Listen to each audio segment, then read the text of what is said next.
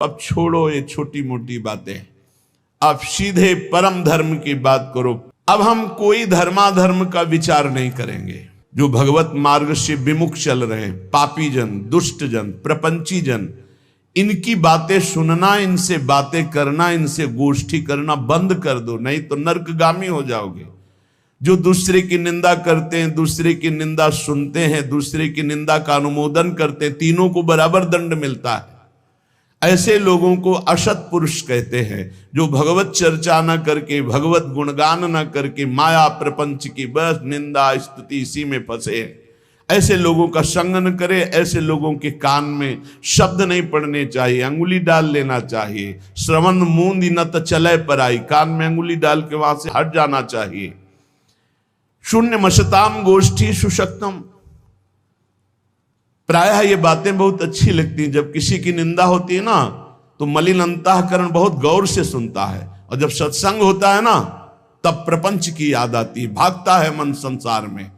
और जो शतुगुणी भगवत कृपा पात्र होते हैं, जब प्रपंच होता है तब उनका मन भागता है, बिल्कुल नहीं लगता। और जब सत्संग होता है तब एकाग्रता पूर्वक पान करते हैं।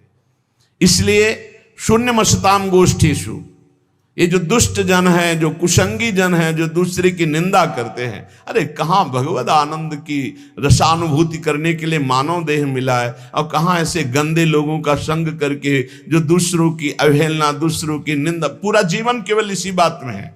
सतमार्ग ग्रहण करो, सच्चाई से चलो, नाम जप करो, विश्व में अपने आप तुम्हारी कीर्ति हो जाएगी। निंदा करने से, अपमान करने से, विरोध करने से तुम्हारा पतन हो जाएगा। समय का इंतजार करो। असत मार्ग में चलते हो दंड मिलेगा, सत मार्ग में चलते हो भगवान मिलेंगे। समय का है। जब तक समय, भगवान ने पांडवों को यही कहा था कि तुम सर्वसमर्थ हो, तुम 12 वर्ष वनवास और 1 वर्ष अज्ञातवास के योग्य नहीं हो, पर मैं तुम्हें सलाह देता हूं, समय है, काट लो। अगर चुप होकर समय काट लिए तो फिर परिणाम में देखना है, सब नष्ट हो जाएंगे अपने आप। समय महाबलवान है। विदुर जी ने भी जिस समय लाक्षागृह में भेजा गया पांडवों को, तो विदुर जी ने कहा, मैं जानता हूं तुम सब समर्थ हो, लेकिन मेरी सलाह है, इस समय समय तुम्हारे अनुकूल नहीं, गुप्त हो जाओ, कोई जान ही ना पावे कि मरे कि बचे। हम तुम्हें सुरंग के व्यवस्था किए देते हैं, उससे जंगल में निकल जाना, और जब तक समय अनुकूल ना आवे तो कोई जान ना पावे कि तुम जिंदा हो। समय बड़ा बलवान है। ये असत आचरण करने वाले, पापाचरण करने वाले, ये सदैव पतन को प्राप्त होते हैं, पर इनको समय का ज्ञान नहीं है।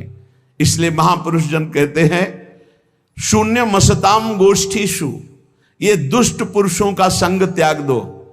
अरे कानों से भगवत चर्चा, महामहिमा, महाभागवतों की सुननी है, ये निंदा स्तुति सुननी संसार की। असताम, असत कौन है?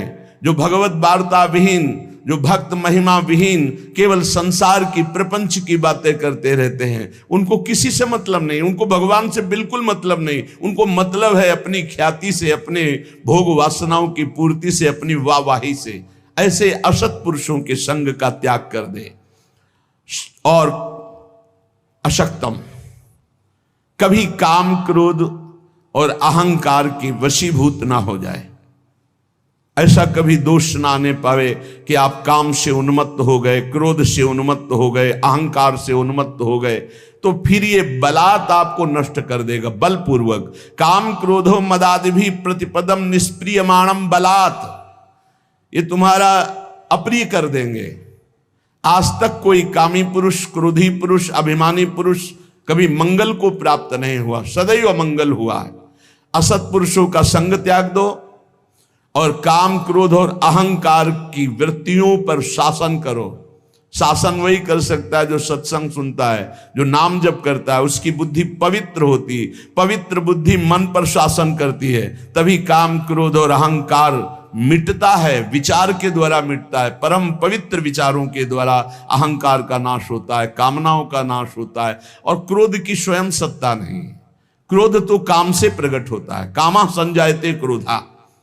अगर हमारी कामनाएं भगवत मार्ग के अनुकूल हों तो कभी क्रोध आएगा ही नहीं। जब देह भाव की कामनाएं होती तभी क्रोध आता है, जब प्रतिकूलता होती तभी क्रोध आता है।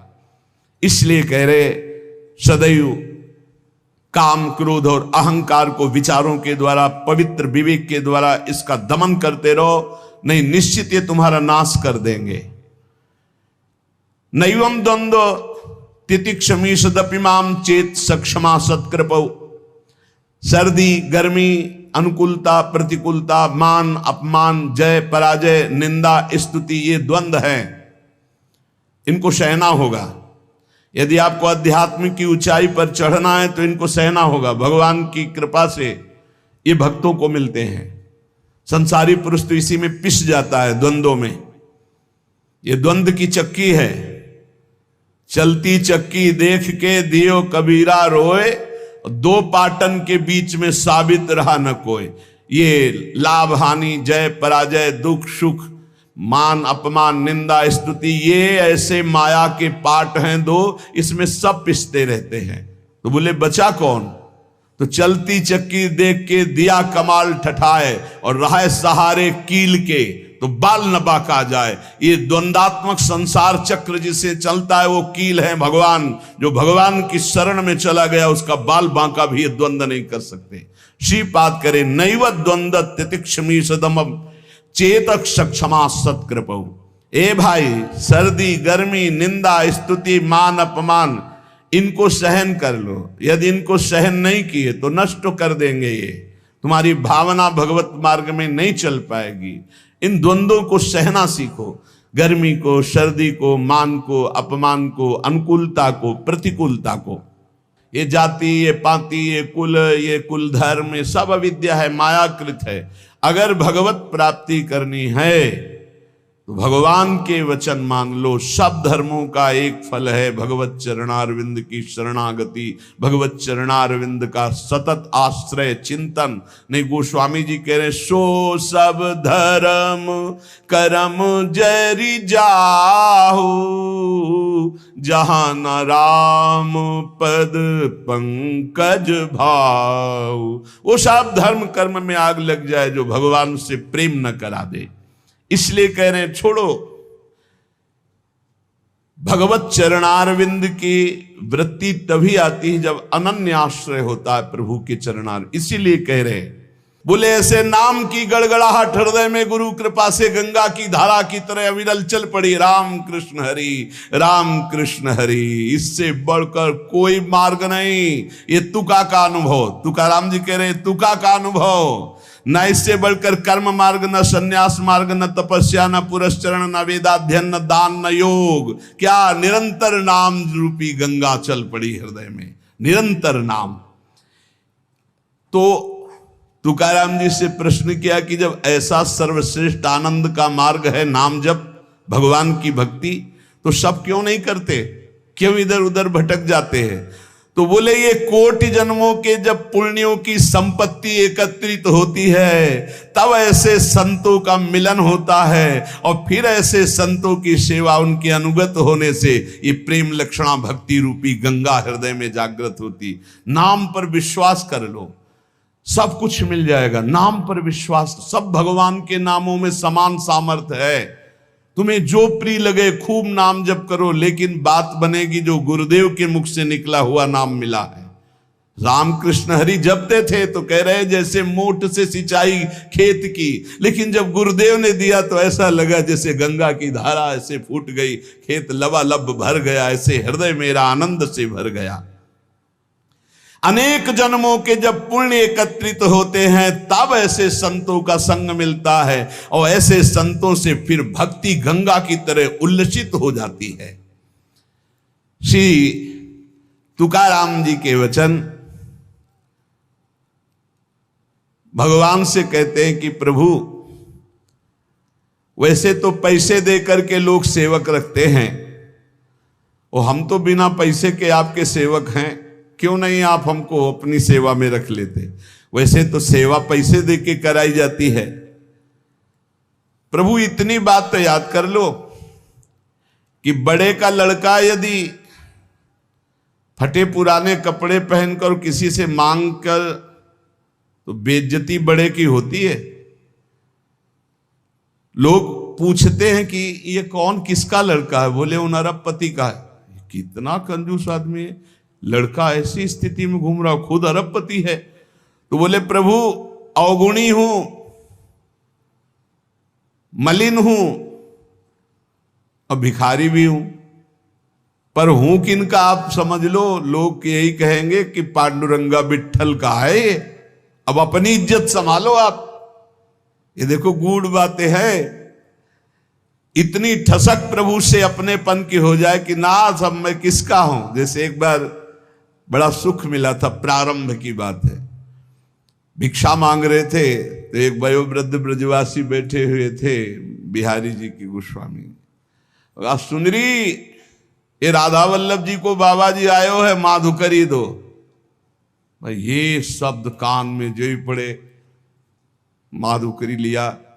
अंधेरी गलियां थी, एक गली में घुस गए, एकांत में खड़े होकर रोने लगे, प्रभु आज तो हम निहाल हो गए, क्योंकि देखो ब्रजवासी जन नाम से आपके जोड़ दिया कि बाबा जी किसको बोले, राधा वल्लभ जी को बाबा जी। तो अब समझो महाराज, अब हमारी कोई बात नहीं रह गई, अब बात आपकी रह गई। बाद में आया है बाबा जी, पहले राधा वल्लभ आया है। किसको बाबा जी? बोले राधा वल्लभ जी को बाबा जी आयो। महाराज हम तो निहाल हो गए, क्योंकि अब आपका नाम हमारे नाम के आगे चढ़ गया। कौन? और बोले वही राधा वल्लभी। अच्छा पहले आप आओगे सरकार। वैसे ही कह रहे श्री तुकाराम जी कि बड़ा का लड़का यदि दीन दुखी होकर के मांगता दिखाई दे तो लोग पूछते हैं किसका लड़का? बोले अमुक का लड़का। तो हे पांडुरंगा, मलिन हूं, अवगुणी हूं, पर आपका हूं। अब आप अपनी तरफ देखना, आपको तो अपनी इज्जत बचाने के लिए मुझे स्वीकार करना ही है, मेरा पालन करना ही है। क्या? मेरे हृदय को निर्मल करके अपनी प्रेम लक्षणा भक्ति प्रकाशित कर दो। श्री तुकाराम जी कहते हैं, जब उपासक प्राणी मात्र में अपने भगवान की भावना करता है और सबको सुख पहुंचाने की, सुख देवे को चाव चित सब सोहित निष्काम, उसी समय उसके हृदय में भगवत प्राप्ति की लालसा जागृत होती है। ध्यान रखना, सबको सुख देने की भावना, सब में भगवत भावना, तो इस भावना के बल से उसके हृदय में भावना जागृत हो जाती कि मैं भावना तो कर रहा हूं कि सब में प्रभु हैं, लेकिन वो प्रभु कभी मेरे नेत्र गोचर तो हुए नहीं, मैंने देखा तो कब देखूंगा, कब व्याकुलता ऐसी आएगी। जो हर आचरण संतों को साक्षी करके करता है वो बहुत जल्दी भगवत प्राप्त हो जाता है। संतों को साक्षी करके, ये जो मैं कार्य कर रहा हूं अमुक संत ने कहा है, ऐसा करने से सिद्ध महापुरुषों को अपना आदर्श बना लेना चाहिए और पूरी दिनचर्या उनके अनुसार होनी चाहिए। कोई भी चेष्टा मनमानी नहीं होनी चाहिए। अगर आपसे पूछा जाए कि आप ये क्यों कर रहे हो, तो आपका उत्तर होना चाहिए कि अमुक जगह अमुक संत ने ये बात कही थी इसलिए मैं कर रहा हूं।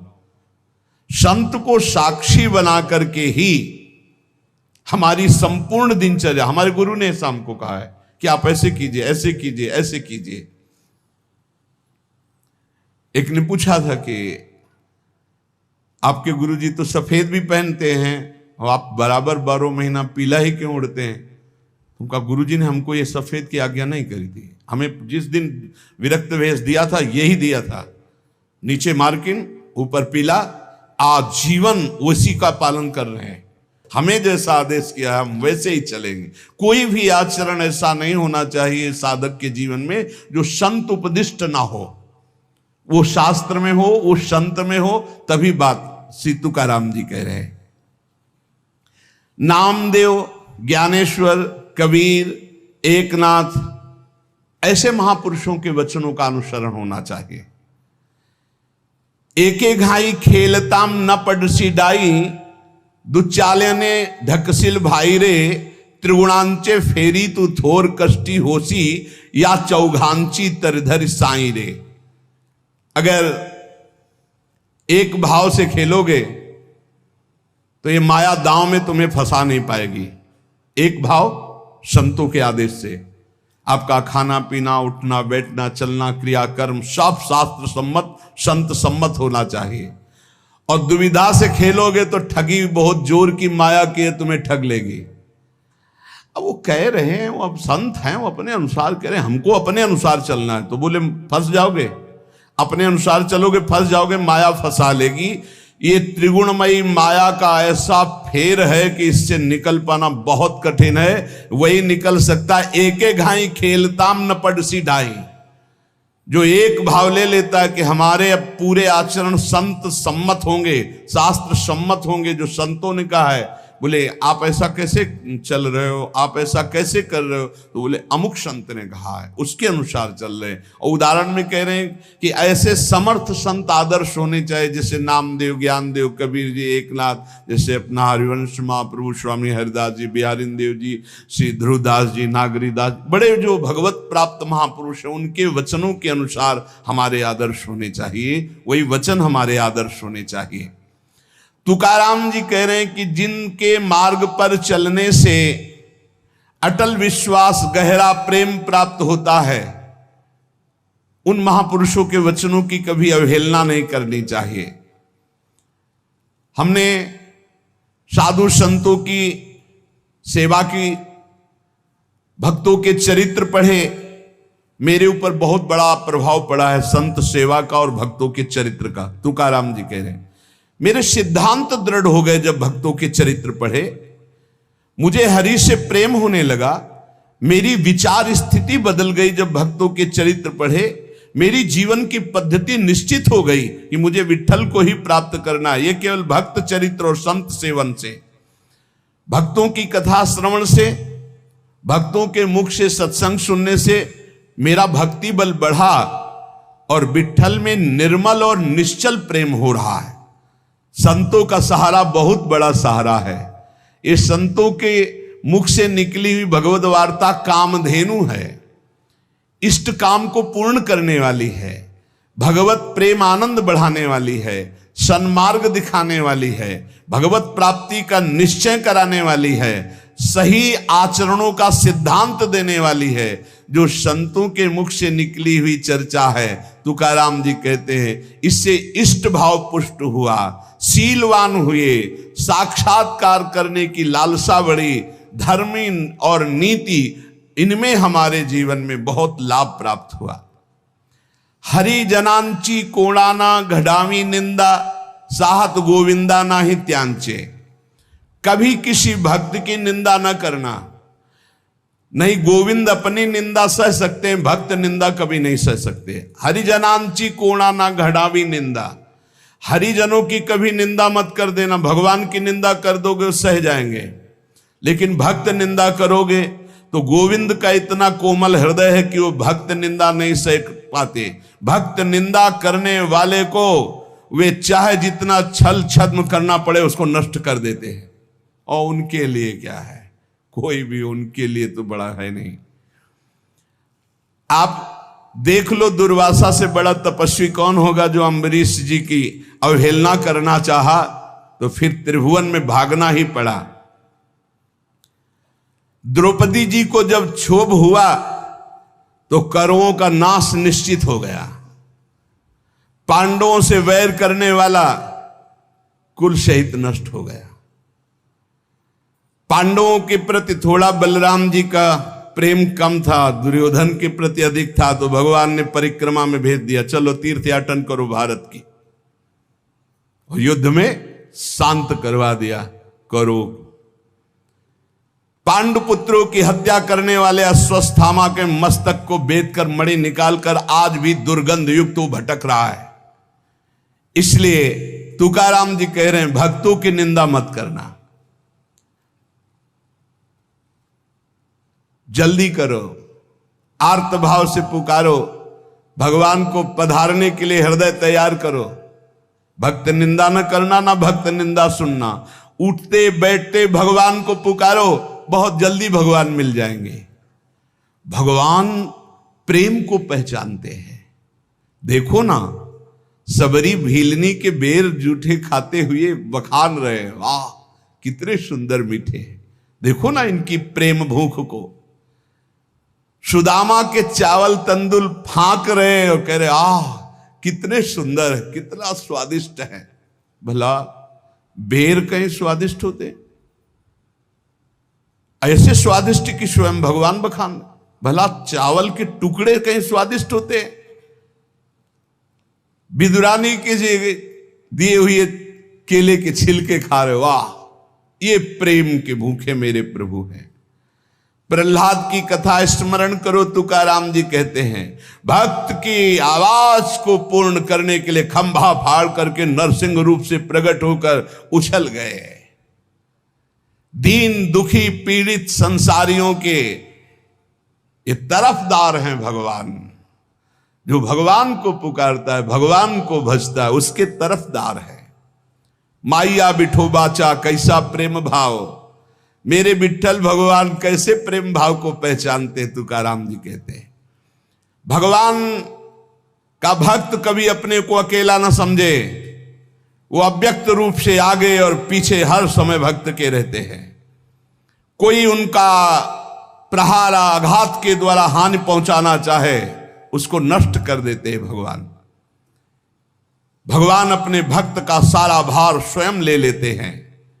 भगवान ही उसे सुरक्षित रखते हैं। भगवान के द्वारा सुरक्षित भक्तजन है, बाहर से नहीं दिखाई दे रहा कि अंग रक्षक है। तुकाराम जी कहते हैं इन बातों पर भक्त विश्वास करो और आंख खोल कर देखो, तुम्हारे आगे पीछे भगवान चल रहे हैं। भगवान जिसे अपनाते हैं तो पहले संसार की दृष्टि में उसकी निंदा करवाते हैं। तैयार हो जाओ, मत जलन पैदा करो। ये निंदा क्यों होती है? ऊंचाई पर चढ़ाने के लिए। भगवान अपनी ऊंचाई पर जब चढ़ाते हैं भक्ति की, तो ये निंदा ही है, अपमान ही है, तिरस्कार है, विपत्ति है। भगवान जिसे अपनाते, तुकाराम जी कह रहे हैं, पहली दृष्टि में उसकी निंदा कराते हैं, फिर ऐसा जगत बंद है। इनका खेल इनसे क्यों पूछे कोई, क्यों करते हो ऐसा? अब आराम से बैठे समुद्र के किनारे पर्णकुटी में भजन कर रहे हैं माधवदास बाबा। इतना आनंद भजन में आ रहा कि भिक्षा मांगने भी नहीं गए। ठाकुर जी स्वयं अपने भोग की थाल ले जाते हैं और वो कोई विक्षेप न पड़े भजन में, इसलिए दरवाजे की तरफ पीठ की हुई ऐसे भजन में बैठे। बाबा दंडोत, कुछ नहीं बोले। ये भोग की थाल जगन्नाथ जी ने भेजा है, आप पा लीजिए। तो इशारा कर दिया कि रख दीजिए, अभी भजन पूरा हो जाएगा तब पा लेंगे। और इशारा कर दिया कि बाद में ले जाना, हम धो के यहीं कुटिया के सामने रख देंगे। जब लोग देखा इतना सुंदर प्रसाद, सब प्रसाद पाया, मांझ धो करके समुद्र से ऐसे कुटिया पे रख दिया। अब वहां मचा कि भोग की थाल गायब हो गई। कौन गायब किया, कैसे? सबको पता है कि जब भोग लगता है तो भोग लगाने वाले जो निज अंग पार्षद होते हैं वो बाहर बैठते हैं। कोई घुसा है नहीं, कहां से? किसी ने बताया कि माधवदास बाबा की कुटिया के सामने एक थाल, क्या वही भोग की थाल है? सब भाग के गए, देखा, बोले यही थाल। खूब डंडे से पिटाई की माधवदास बाबा। अब आप ये बताओ कि महाराज पहले सुंदर सुंदर भोग पवाते हैं और फिर डंडा चलवाते हैं। इनकी कैसी विचित्र लीला है।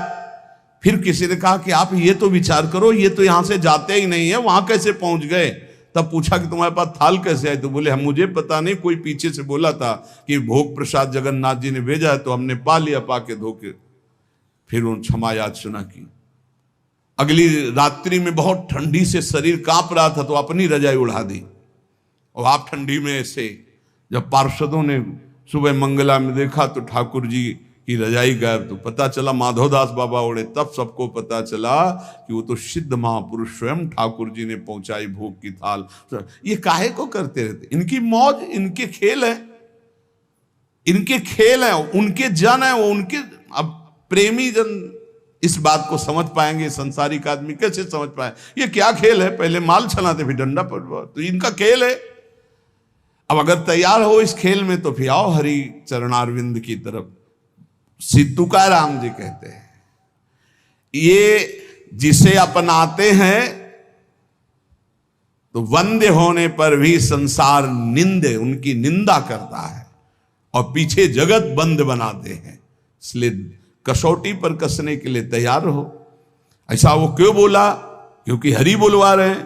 तो हरि क्यों बुलवा रहे हैं? तुम्हारा क्यों बोलने का अधिकार कैसे? तुम्हारा तन मन प्राण समर्पित है, तुम उनके सेवक हो, जैसे चाहे हो। वो चाहे सिंहासन पे बैठा है, चाहे रौंद दे चरणों से, उनके समर्पित है। अब क्या प्रश्न करना है? जोई जोई प्यारो करे सोई मोहि भाग। बोले वो प्यारो थोड़ी है, नहीं तो तुम्हारे चश्मा कहां गया? सर्वान वस्तुतया निरीक्ष परम स्वाराध्य बुद्धिर्मम प्रवचन के लिए है ये क्रूरापि पापिनो न च सताम संभाष्य दृश्याश्च, ये सर्वान वस्तुतया निरीक्ष परम स्वाराध्य बुद्धिर्मम। कहां गया तुम्हारा ये चश्मा? सर्वाध्य बुद्धिर्मम मेरे आराध्य देव है। वहां बोले चूक हो, हाँ यही चूक सुहालो, कोई निंदा अपमान करने वाला और नहीं। कौन है? मेरा ठाकुर मुस्कुरा के कि पहचान पाओ तो पहचान लो, और पहचान गए तो कह रहे जगत बंद है। जिसकी निंदा वही जगत बंद है। अंगीकार जाचा केला नारायणे निंदते ही तेणे वंद केले। जिसे भगवान श्री हरि अंगीकार करते, पहले विपत्ति अपमान तिरस्कार निंदा करवाते हैं।